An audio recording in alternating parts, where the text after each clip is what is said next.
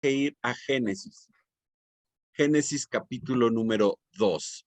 Y este versículo lo he mencionado casi todo el año, porque este versículo es prácticamente lo que hemos ido desarrollando a lo largo de estas sesiones. Allá Dios dice, por tanto, dejará el hombre a su padre y a su madre y se unirá a su mujer y serán una sola carne.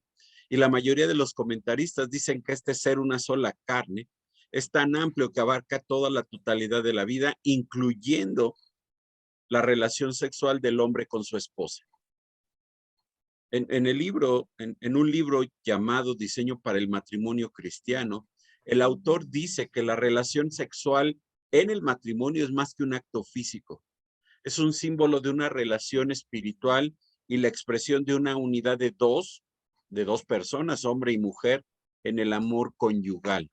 Es el medio, dice este autor, por el cual son confirmados y nutridos en esa unión como matrimonio.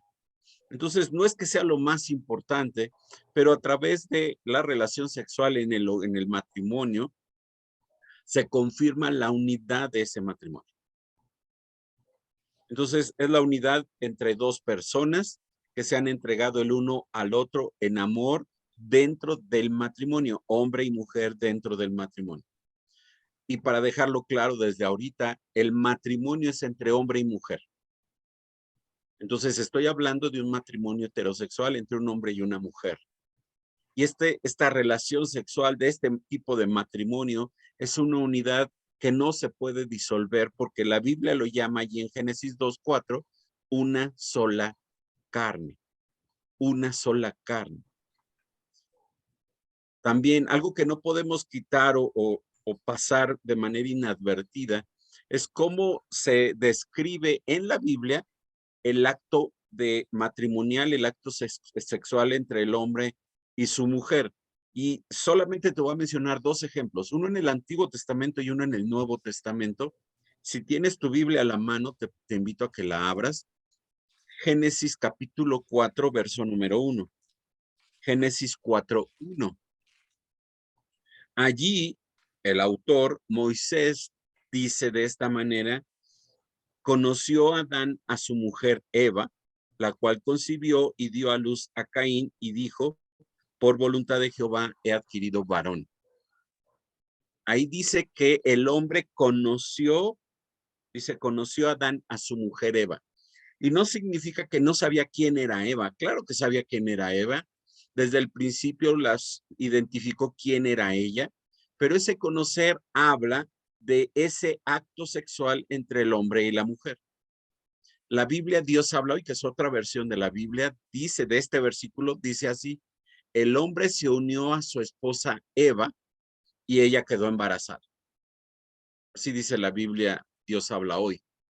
Esto solo significa que el acto sexual es el medio para lograr esta comunión entre hombre y mujer y poder compartir todo. Entonces es la relación sexual, en el acto sexual en el cual el marido y su mujer se conocen íntimamente. Una intimidad que no había antes de la relación sexual. Este es en el Antiguo Testamento, pero te invito a Romanos, capítulo 9, abre tu Biblia, Romanos 9, verso número 10. Verso número 10. Pablo está hablando de la elección de Dios y dice el verso 10, y no solo esto, sino también cuando Rebeca concibió de uno, de Isaac nuestro padre, y ahí acaba. Bueno, en realidad la manera que se debió haber traducido este versículo era de esta forma. Escucha, y no solo esto, sino también Rebeca tuvo relación sexual con uno, Isaac nuestro padre. Entonces, es verdad que esta unidad se logra a través de la relación sexual entre el hombre y su esposa. Tercero, las relaciones sexuales normalmente forman parte de un genuino matrimonio, de la relación que se establece en un matrimonio. Entonces, no puede haber un matrimonio o no se puede establecer un matrimonio sin esa relación entre estas dos personas, hombre y mujer. El mismo autor del libro anterior dice que las relaciones sexuales sirven para expresar, establecer, confirmar, intensificar y enriquecer la unidad de dos personas en amor conyugal. Entonces, la Biblia dice que el acto matrimonial, esta relación sexual entre el esposo y la esposa, es más que un acto físico. Es un acto de compartir, es un acto de comunión, es un acto de entrega total entre el marido y su esposa. Ella se entrega a su marido y él se entrega a su esposa, y en realidad ahí es cuando los dos llegan a ser una sola carne. Entonces, para establecer un buen matrimonio, para establecer unidad en el matrimonio, es necesario tener buenas relaciones sexuales dentro del matrimonio. Ahora, no voy a hablar ni antes del matrimonio ni fuera del matrimonio. Ese es otro asunto. Estamos hablando exclusivamente dentro del matrimonio. Dentro del matrimonio son necesarias las relaciones sexuales. Pero también es cierto que no hay otra área dentro del matrimonio, tal vez sí hay algunas otras, pero en esta área dentro de los matrimonios se han tenido muchos problemas y hay mucho descontento por la falta de información, por la falta de enseñanza, tal vez incluso por nuestra propia falta. Muchos matrimonios llegan al divorcio quejándose, bueno, ya ahora se pueden divorciar por lo que sea o por nada, bueno, pero antes se quejaban de incompatibilidad sexual. Incluso muchos jóvenes dicen, bueno, voy a tener relaciones con ella para ver cómo me va. Bueno, eso no está bien, no está bien. Esta es una área donde hay muchos problemas dentro de los matrimonios. Es un área de conflicto, las relaciones sexuales. Ahora, si Dios creó y ordenó las relaciones sexuales para promover y expresar la unidad en mi matrimonio, ¿por qué tantos matrimonios tienen problemas en esta área? ¿Por qué? Bueno, vamos a ver algunas razones por las cuales los problemas sexuales en el matrimonio son tan vastos o tan amplios. Primer razón, algunos matrimonios pudieran tener problemas sexuales debido a culpas del pasado no resueltas. Probablemente alguno de los dos llegó con pecado, trató de encubrirlo, incluso pensó que lo había logrado, que nadie se iba a enterar. Sin embargo, dice la palabra de Dios allá en Números 32:23, que el pecado va a alcanzar a la persona. Y esto es cierto. Nuestro pecado tarde o temprano nos alcanzará. Y entonces nuestra conciencia nos va a recordar nuestra falla, nuestro pecado, y esto nos va a impedir gozar de la relación sexual en el presente. Por ello, la Biblia nos habla de que nuestra conciencia nos acusa, nos está diciendo, tú pecaste y no has pedido perdón. Un buen ejemplo de esto es la historia de David, el rey David con Betsabé. Bueno, tal vez no todos, pero eh, David era el rey sobre Jerusalén, sobre todo la nación de Israel. En el tiempo que los reyes iban a la guerra, David se quedó en su casa, en su palacio, se levantó tarde, y admiraba su ciudad y a lo lejos vio una mujer que se estaba bañando y la codició y la tomó y no era su mujer, no era de él, era de otro hombre al cual trajo de la guerra, lo engañó, lo quiso emborrachar, no pudo, lo mandó a la guerra, lo puso al frente de la batalla para que muriera. Y entonces David es un buen ejemplo de un hombre que sufrió angustia profunda por no tratar con su pecado y su culpa. En el Salmo 32, y busca el Salmo 32, por favor. Salmo 32, verso número 2.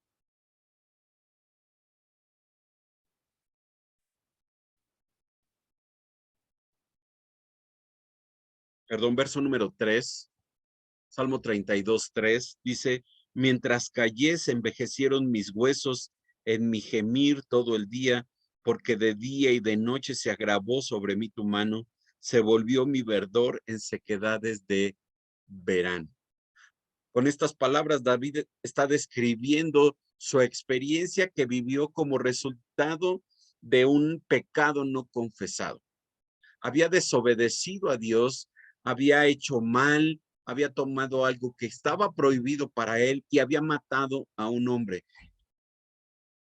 Y esta mujer queda embarazada y él ignoró su pecado, intentó esconderlo, dijo, bueno, no va a pasar nada. Pero cuando el profeta va con David y lo acusa de su pecado, David comprobó en su propia carne que había perdido el gozo y entonces empezaron los problemas emocionales, sociales, físicos, espirituales. ¿Por qué? Bueno, simplemente porque el juicio de Dios había caído en él y su conciencia lo acusaba porque sus pecados lo habían alcanzado. Entonces puede ser que hemos intentado ignorar nuestro pecado, encubrir nuestro pecado. También pudiera ser que hay personas que tienen problemas sexuales en el matrimonio debido a que no han podido resolver las experiencias sexuales ilegítimas en el pasado. Probablemente tuvieron otras parejas, tal vez en su juventud no conocían al Señor y pues vivían una vida como normalmente los incrédulos la viven. Y entonces se sienten culpables, se sienten molestos por el pecado, su pecado sexual cometido en el pasado, recuerdan prácticas de su pasado, como tal vez caricias, homosexualidad, prácticas sexuales inmorales, egoístas, que les siguen afectando, que estorban el que ellos puedan disfrutar de la relación sexual con su esposo, con su esposa en el presente. ¿Cómo corregir esto? Bueno, la Biblia nos dice que la única manera en que una persona involucrada en un pecado cualquiera que éste sea, tiene que ir delante de Dios y confesar su pecado. Buscar el perdón por medio de la sangre de Cristo y depender del Espíritu Santo para cambiar sus actitudes, su manera de enfrentar la vida a través de la palabra. Por ejemplo, primera de Juan 1:9, que yo creo que la mayoría de nosotros sabemos, Juan dice, si confesamos nuestro pecado, Él es fiel, Dios es fiel y justo para perdonar nuestro pecado y limpiarnos de toda maldad. ¿Qué tenemos que hacer? Declarar, confesar nuestro pecado delante de Dios. Es lo mismo que dice el Salmo 32:5, espero no te hayas movido. Salmo 32:5, mi pecado te declaré y no encubrí mi iniquidad. Dije, confesaré mis transgresiones a Jehová y tú perdonaste la maldad de mi pecado. La única manera de que ese pecado pasado ya no me afecte hoy tiene que ser a través de la confesión delante de Dios. La misma Biblia, y en Proverbios 28:13 dice que el que encubre sus pecados no prosperará, mas el que los confiesa, dice Salomón, alcanzará misericordia. ¿Qué tenemos que hacer? Confesar nuestro pecado. Confesar nuestro pecado delante de Dios. Tal vez fue en un pasado triste, vergonzoso, que ya no queremos sacar a la luz. Bueno, entonces vamos delante de Dios, confesamos el pecado y Dios nos perdona y nos restaura. No hay otra manera. Si no lo hacemos así, el pecado seguirá detrás de nosotros y no nos dejará disfrutar de la relación sexual con nuestro esposo o nuestra esposa. Es la única manera. También algunos matrimonios darían un gran paso a sus problemas sexuales si tratan con su pecado de manera bíblica. Y ya hablé de esto, pero quiero recalcar un poco más este asunto. No es que debemos de ir delante de nuestro Señor al trono de la gracia, como dice Hebreos 4, solamente con el propósito de disfrutar más nuestra vida sexual. No, ese no debería de ser el objetivo. Porque en realidad el problema del pecado tiene que ver con que el hombre se ha apartado de Dios, se ha separado de Dios, de los mandamientos de Dios. No son las dificultades que pudiera experimentar el hombre o la mujer en sus relaciones sexuales. El problema real está en que el hombre se ha separado de Dios. El hombre es pecador por naturaleza. Sus pecados lo han separado de Dios. Pablo dice ahí en Efesios 2:1 que el hombre está muerto en sus delitos y pecados, está bajo maldición, está bajo condenación, y entonces esa separación de Dios hace que cualquier problema humano se acreciente, sea cada vez más grande y sea imposible de resolver. La necesidad más grande de un hombre casado que tiene su esposa no es que tenga buenas o malas relaciones sexuales, no, esa no es su necesidad más grande. La necesidad más grande del hombre es tener una correcta comunión íntima con Dios.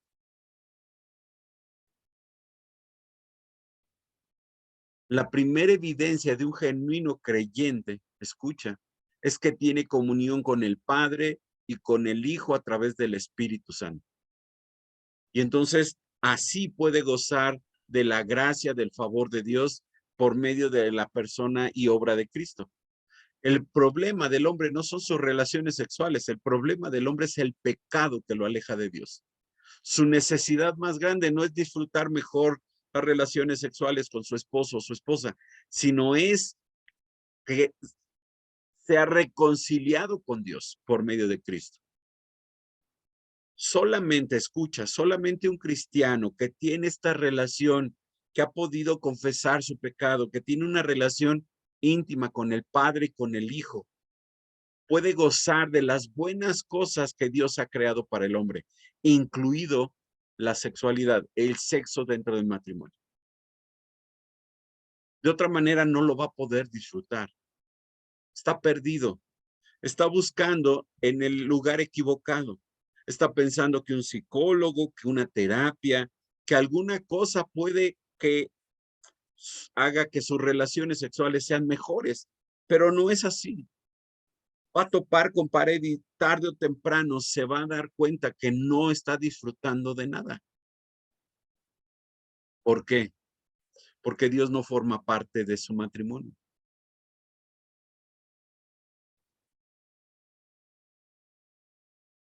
La segunda razón de por qué hay tantos problemas en el matrimonio es porque muchas veces los problemas sexuales en el matrimonio en realidad no son sexuales. A menudo tiene que ver con otro tipo de problemas en el matrimonio. Si tú has tenido un coche y se prende una luz en tu tablero que nunca habías visto, una luz roja, o parpadea o se prende, te alarmas. Dices, algo está pasando en mi coche. Ahora, si tú solamente te dedicas a intentar arreglar o quitar esa luz roja del tablero, eso no va a solucionar el problema que esa luz te está diciendo que hay en tu coche. Hay que buscar lo que está detrás de esa luz roja. Pudiera ser que le falte aceite o que está pasando agua, o que tiene algún problema en los frenos o eléctrico, lo que sea. Solamente si solucionas el problema, la luz roja del tablero se va a quitar. Si ignoras el problema, bueno, la luz roja va a continuar encendida hasta que el auto se descomponga. Bueno, así son los problemas sexuales. O a veces así son. Pensamos que el problema es la relación sexual con mi esposo porque algo está mal. Pero en realidad hay algo atrás que está trayendo el problema adelante. Se está reflejando en la relación sexual cuando en realidad está atrás. Un consejero matrimonial dice que, por ejemplo, los conflictos sobre dinero, sobre religión, sobre el trato mutuo hombre y mujer, peleas, palabras fuertes, duras de uno contra el otro, tarde o temprano van a traer un efecto negativo sobre las relaciones sexuales en el matrimonio. Entonces, no va a haber manera de solucionar las relaciones sexuales si el problema está fuera de las relaciones sexuales. Otro, el doctor Jay Adams, que es otro consejero matrimonial, dice que es como una relación, que puede ser una relación sexual deficiente, es como estar cargando maletas pesadas sin razón. Entonces él describe los problemas del matrimonio y los compara con una gran multitud de maletas. Imagínate, un hombre que no ama a su mujer en forma bíblica, y ya vimos cómo debe de amarla. Él es severo, es rudo, es contencioso, es grosero, es irritable, es áspero con ella.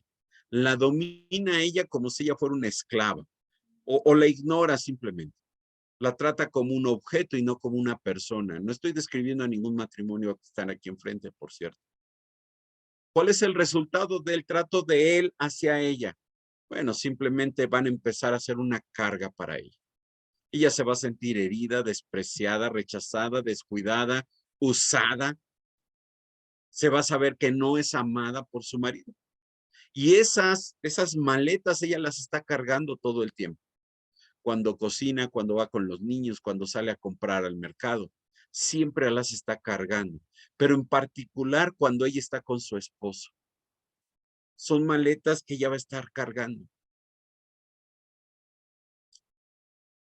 Estas maletas no las puede quitar de ella de encima porque el trato de él hacia con ella ha hecho que cada una de estas maletas crezca. Y entonces él se acerca a ella, él quiere tener relaciones sexuales con ella, llegan al acto sexual, pero ambos saben que faltó algo. La relación ha sido hueca, vacía, sin sentido, sin satisfacción. ¿Por qué? Bueno, porque ellos han intentado tener relaciones íntimas en una cama donde hay una pila de maletas entre ambos. Están separados, aunque se hayan intentado unir de manera sexual. ¿Cómo poder resolver el problema? Bueno, quitando las maletas. Pero ¿cómo podemos quitar las maletas? Bueno, primero identificando que el problema no es sexual, el problema está en otro lado. El verdadero problema está en una cantidad de problemas que hay o estorbos que hay entre la relación del marido y su esposa. Entonces, si resolvemos esos problemas, fácilmente los problemas sexuales se van a resolver. No automáticamente, pero podemos irlo resolviendo poco a poco. Pero si se ignoran estos problemas, simplemente las relaciones sexuales un día van a empeorar y van a explotar. Y no va a haber manera de resolverlo. ¿Cuál sería el aspecto positivo? Bueno, una relación sexual exitosa entre un hombre y su esposa dentro del matrimonio tiene como vínculo, como lo que une el amor. Pablo ahí en Colosenses 3:14 dice que el vínculo perfecto es el amor. El pegamento perfecto en una relación de matrimonio es el amor. Y entonces esto hace del matrimonio algo importante. Si el amor es el vínculo perfecto, el vínculo por excelencia, y los problemas sexuales son la luz roja en el matrimonio, indica entonces que la falta de amor bíblico es el real problema en el matrimonio. Entonces, cuando una pareja expresa y experimenta el amor bíblico, el amor que encontramos ahí en 1 Corintios 13, los problemas sexuales se vuelven mínimos. ¿Por qué? Bueno, porque el amor, dice Pablo ahí en 1 Corintios 13, es paciente, es humilde, es compasivo, es tierno, es perdonador, es generoso, es considerado, es sensible. Simplemente el amor hace que todo lo demás sea cubierto y ya no hay problemas. Entonces, si el esposo y la esposa se tratan con amor el uno al otro, aprenden a comunicarse uno al otro, de acuerdo a los principios bíblicos que hemos estado viendo a lo largo de estos meses, la mayoría, sino que todos los problemas sexuales se van a terminar. Pero no podemos empezar a resolver los problemas sexuales si primero yo no tengo una correcta relación con Dios. Y por último, la tercera razón por la cual hay problemas sexuales es muchas veces porque ignoramos o tenemos una mala información de lo que es la relación sexual y lo que es mi esposa o mi esposo. Algunas personas casadas, sobre todo tal vez en nuestra generación, ya menos, pero tal vez en generaciones pasadas, algunas personas ignoraban la anatomía física de su esposo o de su esposa o del hombre o la mujer, como sea. Un, un, un, un comentario habla de un hombre cristiano que era bueno con su esposa, la amaba, realmente la amaba, la apreciaba, era un buen marido, pero después de muchos años de matrimonio, Se dio cuenta él que ella nunca había experimentado placer en las relaciones íntimas. Y entonces él estaba preocupado. Ella se sometía a su esposo, pero él se empezó a sentir culpable de obligar a ella a hacer algo que no le producía a ella ningún placer, solamente a él. Él quería complacerla a ella, pero él no sabía cómo hacerlo. No sabía. Y se empezó a sentir culpable. Y obviamente era un buen cristiano. Entonces puso en oración sus relaciones sexuales con su esposa. Él buscó ayuda. Y cuando lo hizo, descubrió que realmente su problema de él es que ignoraba cómo funciona el aparato sexual de ella. Y entonces buscó información correcta con las personas correctas y esa información que encontró hizo que ambos pudieran experimentar una intimidad sexual que nunca habían encontrado, porque él ignoraba cómo era el cuerpo de ella. Ignorancia simplemente. Ignorancia de su cuerpo. Segundo, otras personas casadas ignoran las diferencias de temperamento. Muchas mujeres no nos entienden a nosotros los varones, pero también muchos varones no entienden el temperamento de su esposa. Voy a hablar primero de las mujeres. Muchas mujeres no comprenden que la mayoría de los hombres nos excitamos rápida y fácilmente a través de la vista. Ni siquiera tenemos que tocar a nuestra esposa y ya estamos excitados. Por eso Jesús advirtió a los hombres ahí en Mateo 5:28 sobre el peligro de mirar a la mujer que no era su esposa. ¿Te acuerdas? Le dice a los hombres que cuidado con los ojos, porque si él mira a una mujer para codiciarla, ya adulteró con ella. Entonces los hombres se excitan fácilmente a través de la vista. Por eso el autor de Proverbios tiene una advertencia tras otra para los hombres sobre el peligro de ser seducido por la mujer o por alguna mujer. Entonces, si ella sabe esto, y ya ahorita, cuando menos todas las que están aquí frente a mí, tal vez alguna haya dicho, yo no sabía, bueno, ya lo sabes. Y entonces, si los hombres se excitan fácilmente, ellos deben de tener cuidado con lo que miran y lo que piensan, pero las mujeres deben de tener cuidado en cómo se visten, cómo hablan y cómo caminan delante de aquellos hombres que no son sus esposos o que no es su esposo. Recuérdalo, mi hermana, los hombres somos diferentes a ustedes, totalmente diferentes. Por lo regular, los hombres deseamos tener, y me voy a incluir, deseamos tener relaciones sexuales más frecuentemente que las mujeres. Y esto no significa que tu esposo es un pervertido, no. Así somos los hombres. Así somos los hombres. Entonces la responsabilidad del hombre es ejercer un autocontrol y pensar en lo que su esposa necesita y lo que su esposa desea. Pero también es responsabilidad de ella tomar en cuenta el temperamento, lo que él necesita y procurar ser ayuda idónea para él, simplemente sensible a sus deseos. Muchas mujeres que no entienden esto, simplemente empiezan a ver mal a su marido, a tener resentimiento a su esposo, pensar que es un cochino que nada más está pensando en eso. No, así somos los hombres. Dios nos creó de esa manera. Pero también, mi hermano, no ignores cómo es tu esposa. Las mujeres son totalmente diferentes a los hombres. Y muchos hombres estamos muy mal informados de cómo son las mujeres. Algunos hombres simplemente piensan que su mujer es insensible, que no quiere satisfacer el deseo de él. Él se considera un gran amante y no puede entender por qué su esposa no quiere tener relaciones sexuales con él. Incluso pudiera llegar a pensar ese hombre que hay muchas mujeres que quisieran tener una relación sexual con él, y no su esposa. Las mujeres son totalmente diferentes a los hombres. Las mujeres no se excitan por la vista. Ver a un hombre desnudo para ellas no significa nada, pero para los hombres pasa otra cosa. Ella, la mujer necesita, y escucha mi hermano, la mujer necesita palabras tiernas, consideración, un amor genuino, paciencia, aprecio, ternura, cariño. Son cosas que excitan a la mujer y las preparan para disfrutar de las relaciones sexuales.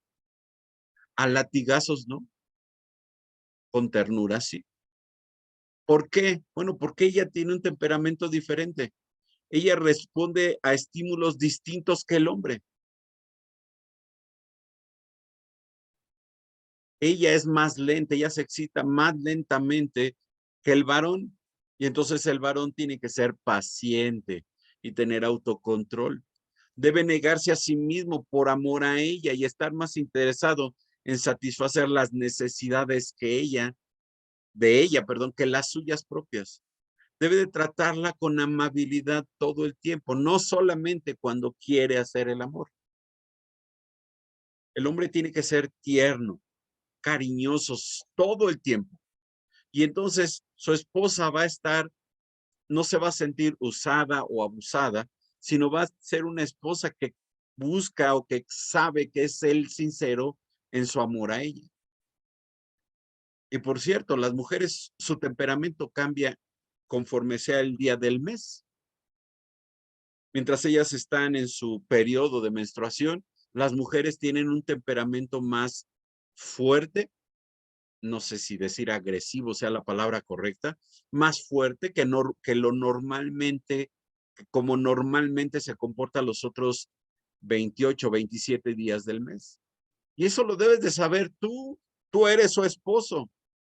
No lo tiene que saber solo el doctor o la ginecóloga, lo tienes que saber tú como marido.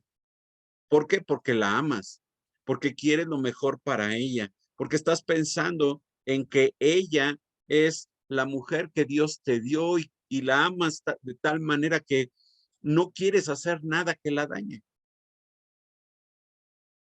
Ahora, la Biblia, ahí en 1 Corintios 7, búscalo por favor.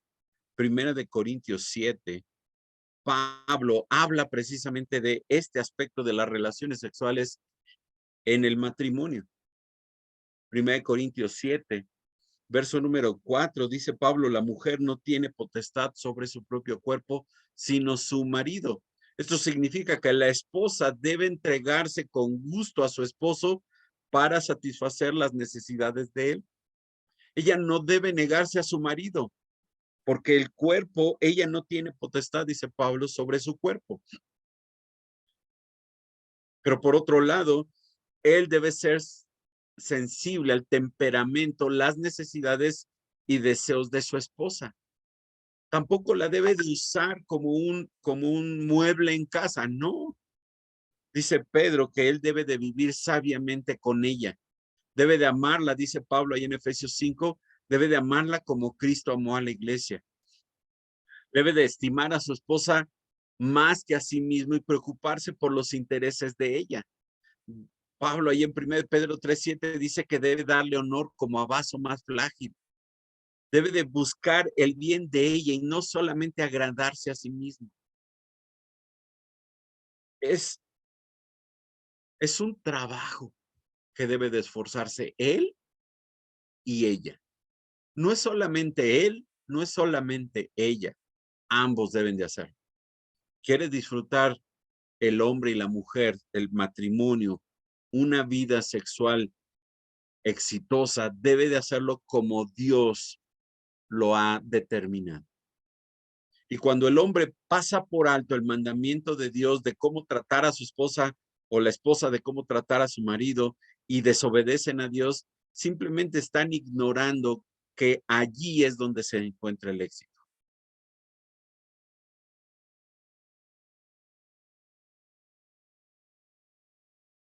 ¿Por qué hay algunos problemas sexuales?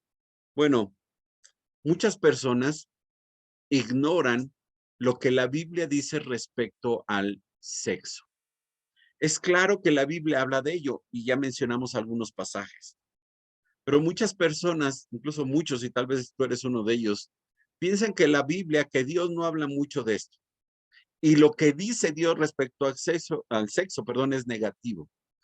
Incluso tal vez en tu casa o en la iglesia has escuchado y el sexo es una especie de tabú que nadie quiere mencionar, que nadie quiere hablar, porque no, ¿qué van a decir los hermanos que yo nada más estoy pensando en eso?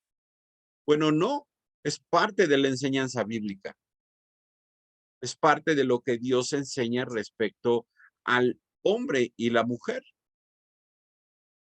Ahora, ¿por qué se enfatiza tanto o por qué se habla menos respecto a ello? Bueno, porque eh, se enseña más las cosas negativas sobre lo perjudicial de las relaciones sexuales, por ejemplo, si son prematrimoniales, si son fuera del matrimonio, un adulterio, la homosexualidad, etcétera.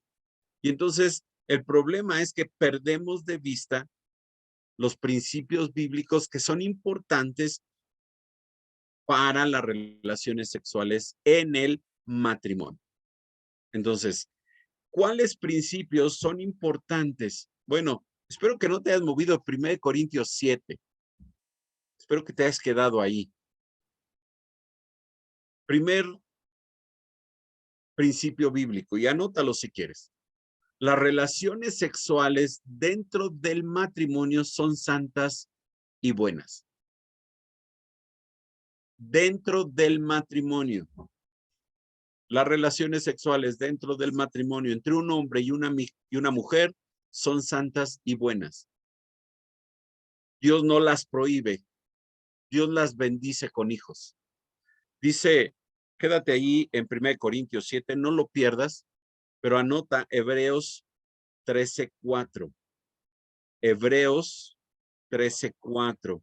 El autor de Hebreos dice, honroso sea en todos el matrimonio y el hecho sin mancilla.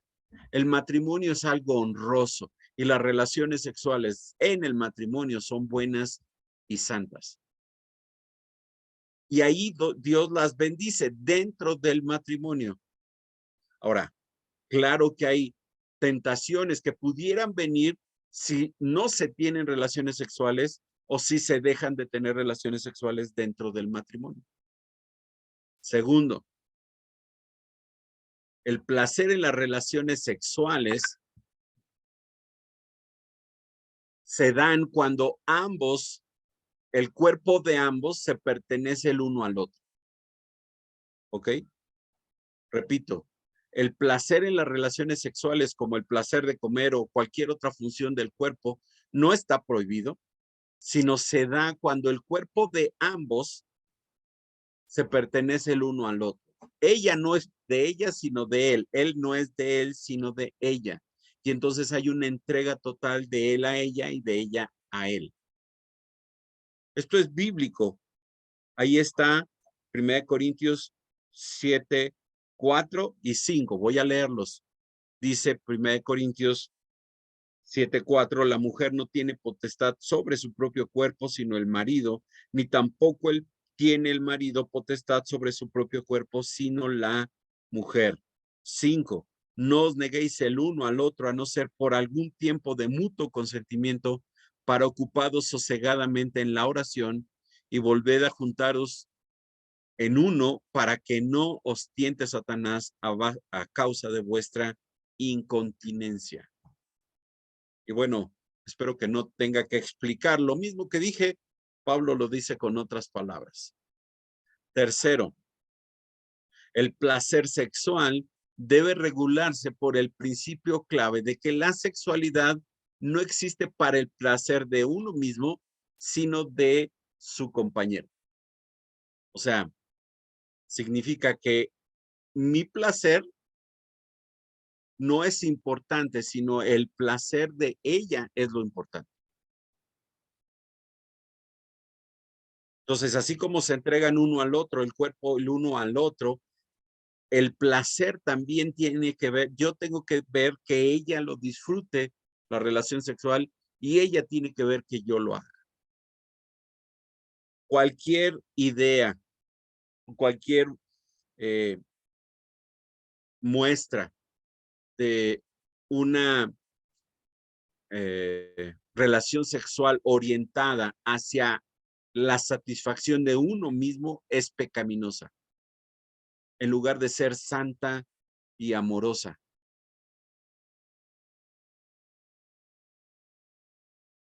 La relación sexual no es que yo lo disfrute, sino que ella lo disfrute, que la esposa sea la que disfrute. Y la de ella es a la inversa. Ella no está pensando en ella, sino debe de estar pensando en él. Por lo tanto, la homosexualidad, el lesbianismo y ese tipo de prácticas no son lícitas, están condenadas porque están buscando el placer de él y no del otro. El placer más grande es cuando el hombre logra satisfacer a su esposa y cuando ella logra satisfacerlo a él. 4. Las relaciones sexuales deben ser regulares y continuas. No nos dice cuántas veces por semana, por mes, por día, no dice. Pero obviamente tiene que haber un deseo sexual satisfecho para no quemarse y para que no se dé lugar a que entre la tentación. Ve ahí un poquito más adelante, ahí mismo, 1 Corintios 7:9. Pero si no tienen el don de continencia, cásense, pues es mejor casarse que estarse quemando. Ese deseo sexual insatisfecho, es mejor casarse. Entonces las relaciones tienen que ser regulares y continuas. ¿Cómo deberían de ser? De mutuo acuerdo entre él y ella. Se ponen de acuerdo y cada matrimonio decide cómo hacerlo. Y quinto, el principio de la satisfacción sexual mutua significa que cada uno debe proveer la satisfacción sexual que le corresponde al esposo o esposa cuando sea necesario. Nunca debe de ser el deseo, buscar ese deseo por tener ese deseo. No.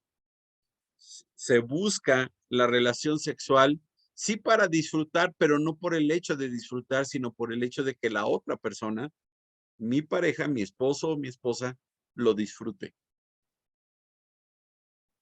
Ahora, si tú llevas a cabo estos principios, vas a tener relaciones sexuales exitosas.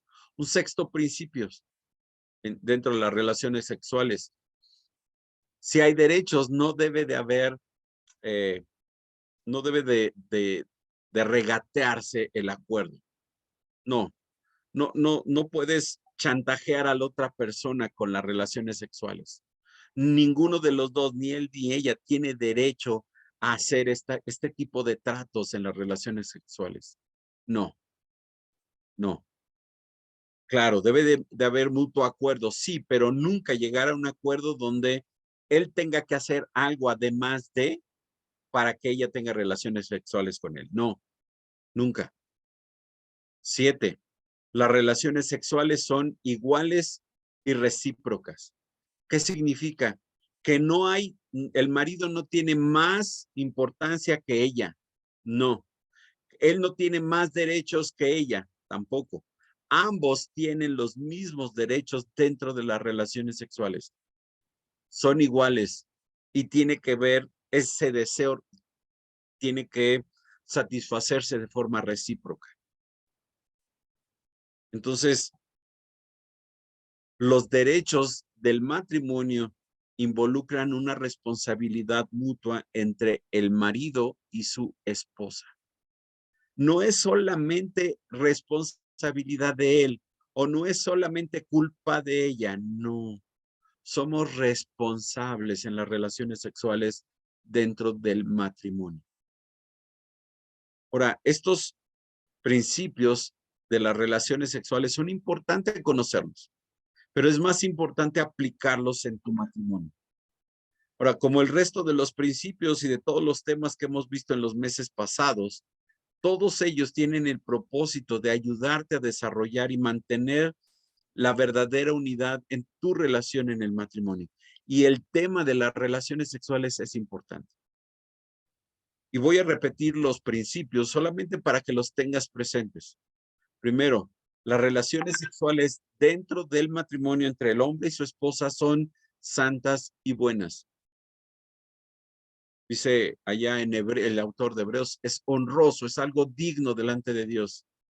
Segundo, el placer en las relaciones sexuales significa que el cuerpo de ambos se pertenece el uno al otro. Entonces, la única manera de obtener placer en las relaciones sexuales es cuando él se entrega por completo a ella y ella se entrega por completo a él. Tercero, debe de regularse.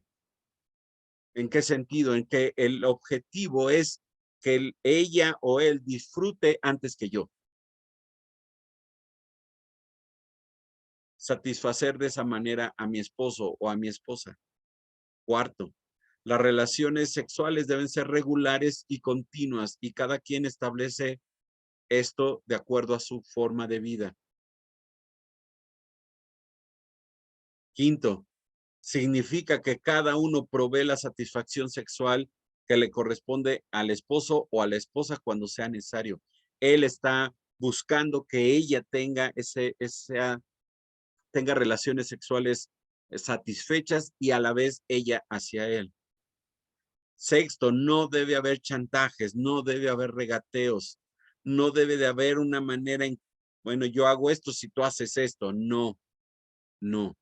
Y por último, las relaciones sexuales son iguales y recíprocas. Esto involucra una responsabilidad de él hacia ella y de ella hacia él. Ahora, si esto se logra, si tú tomas esto que hemos visto esta noche, lo pones en las manos de Dios y buscas hacerlo de acuerdo a la manera de Dios, yo estoy seguro que va a haber unidad en tu matrimonio, en tu relación matrimonial. Y que en este aspecto, que son las relaciones sexuales, vas a poder disfrutarlas de la manera en que Dios lo ha determinado. ¿Por qué hay tantos problemas en este sentido en los matrimonios? Bueno, porque los hombres ignoran la voluntad de Dios que está en su palabra, y obran de acuerdo a cómo ellos piensan que es lo correcto. Toman decisiones de acuerdo a cómo lo han visto en otros tal vez, o como alguien les platicó, pero no toman en cuenta a Dios. Si tú tomas en cuenta a Dios y pones estos principios y basas tu vida sexual en estos principios bíblicos, tu vida en tu matrimonio, en esas relaciones sexuales va a ser gratificante para ti, pero también gratificante para él o ella. No pienses que Dios se va a enojar, no pienses que está mal, no. Es la manera en cómo Dios nos creó. Dios nos creó con una sexualidad. Siempre y cuando se haga de acuerdo a la manera de Dios, es bendecido. De otra manera, no hay bendición. De otra manera, se vuelve en algo, en lugar de ser de bendición, se vuelve en algo que lastima, que ofende, principalmente a Dios. Vamos a orar. Padre, gracias, Señor, por este tiempo. Gracias por lo que podemos, Señor, aprender en tu palabra. Tal vez, Padre, nunca habíamos escuchado de este tema. Y tal vez muchas cosas, Señor, quedaron sin mencionar. Pero creo, Señor, que lo que hemos aprendido hoy nos puede servir para tener una vida sexual en el matrimonio, en nuestro matrimonio, con el esposo o la esposa que tú nos has dado, que sea bendecido, Señor.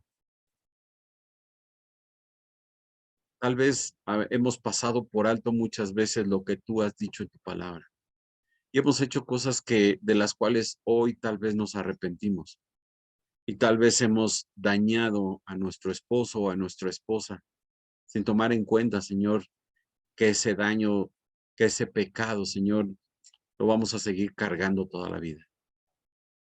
Padre, queremos pedir perdón. Queremos que nos perdones. Queremos que quites todo ese pecado, Señor, que traemos cargando. Que tal vez, Señor, ha hecho que nuestro matrimonio haya tal vez subsistido, pero sin éxito. Perdónanos, Señor. Tal vez antes no te conocíamos e hicimos cosas que hoy nos avergonzamos, Señor. Hoy no, ni siquiera queremos recordar.